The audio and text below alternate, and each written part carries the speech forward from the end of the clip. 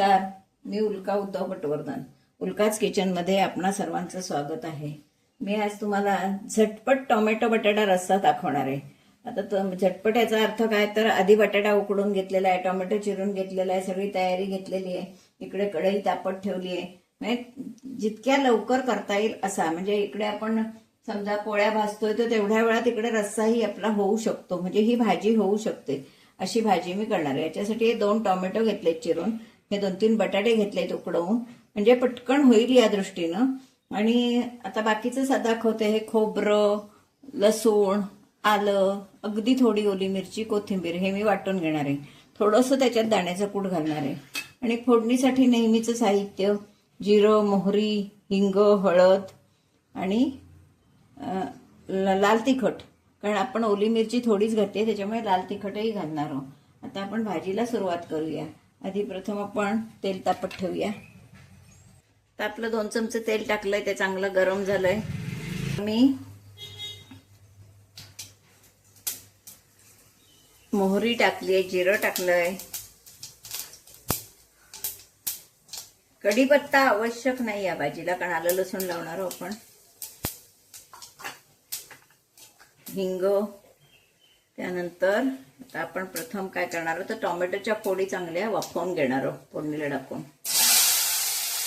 आणि बटाटा आपला शिजलेला आहे.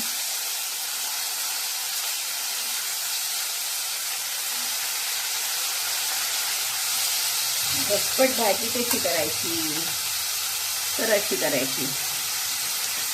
टोमॅटो शिजायला सुद्धा वेळ नको.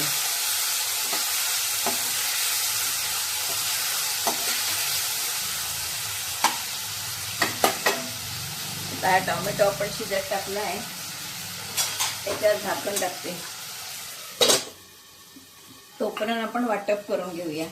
एक थोडंसं आलं ज्याच्या त्याच्या आवडीप्रमाणे टाकावं, ज्याच्या घरात जशी आवड असेल आलं लसणीची त्याप्रमाणे. आम्ही जरा कमी खातो म्हणून मी कमी घातलंय. आलं, लसूण, ओली मिरची, खोबरं आणि कोथिंबीर. त्यामध्ये थोडंसं जिरं टाकलं तरी चालतं, चांगला लागतो वास.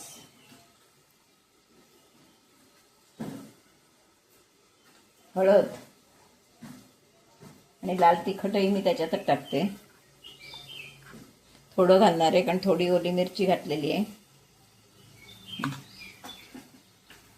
आता हे मी चांगलं थोडंसं पाणी घालून चांगलं वाटून घेते.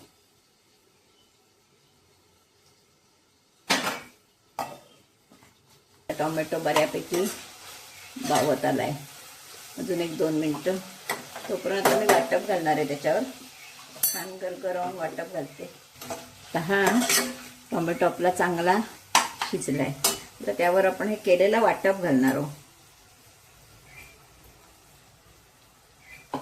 मी मसाला चांगला परतून घेते. त्यावरच मी आता बटाटा टाकणार आहे, पण 2 मिनिटं आधी हे वाटण परतून घेते. आणि बटाटा आपला शिजलेला आहे, त्याच्यामुळे काही वेळ लागणार नाहीये. हे वाटण थोडं परतून असं शिजवून झाकण ठेवून शिजवून घेते. आणि वर बटाटा टाकला. जवळजवळ आपली भाजी झाली. आपलं छान आता वाटपही परतून झालंय. त्यावर मी बटाटा टाकणार आहे. उकडलेला बटाटा आहे, त्याच्यामुळे आता आपली भाजी म्हणजे कड आला की भाजी झाली.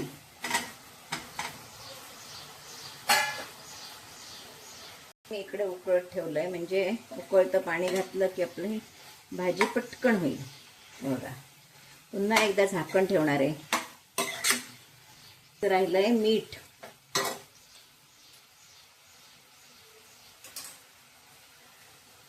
चवीप्रमाणे मीठ.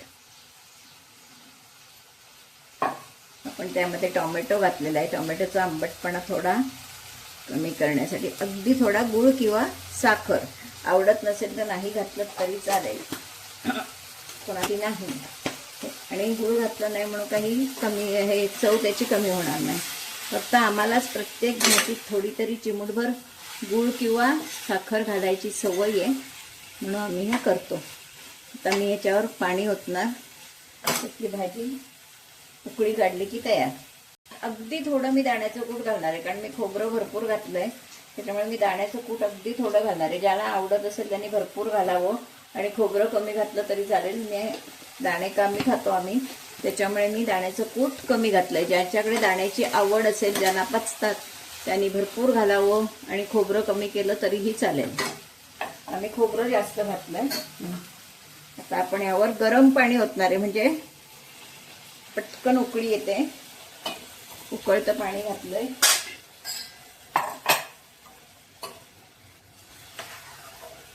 झटकन होणारी भाजी.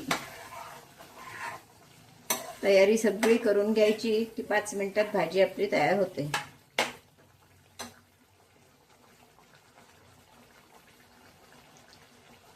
त्याला पाणी पण थोडं घालणार आहे, कारण ही भाजी आळते नंतर. आता तुम्हाला हा रस्सा दिसतोय, थोड्या वेळानं तो कमी होईल. तर आपण थोडा वेळ शिजवून घ्यायची की छान आपली भाजी तयार. आपली भाजी झटकन भाजी तयार आहे. किती वेळ लागतो? 5 मिनिटात अक्षरशः ही भाजी होते. सगळी तयारी तुमची असेल तरी 5 मिनिटात भाजी होते. आता ही तुम्हाला पातळ वाटते, पण आपण दाण्याचं कूट खोबरं घातलेलं आहे, त्याच्यामुळे नंतर ती आळते भाजी. त्याच्यामुळे आपण एवढीच आता सैल ठेवणार आहोत. अशी आपली ही भाजी खाण्यासाठी तयार आहे. भाकरी बरोबर, पोळी बरोबर, भाता बरोबर, कशा बरोबरही आपण ही भाजी खाऊ शकतो. टोमॅटो बटाटा रस्सा भाजी खाण्यासाठी तयार आहे. आता ही पोळी बरोबर, भाकरी बरोबर, भाता बरोबर, कशा बरोबरही खायला चालेल. एकदम झटकन होणारी रेसिपी अशी मी तुम्हाला दाखवली आहे. ऑफिसच्या वेळी गडबड असते, डब्यातही आपल्याला रस्सा भाजी नेऊन चालू शकते. अशा वेळी ही झटकन भाजी होते. मुलांनाही ही भाजी आवडणारी आहे, पण जनरल टोमॅटो आणि बटाटा आवडत नाही असं एखादंच मूल असेल, नाही तर सगळ्यांना आवडते, मोठ्यांनाही आवडते. तर अशी ही भाजी तुम्ही नक्की करून बघा, आणि आवडली तर लाईक, शेअर, सबस्क्राईब करायला विसरू नका. धन्यवाद.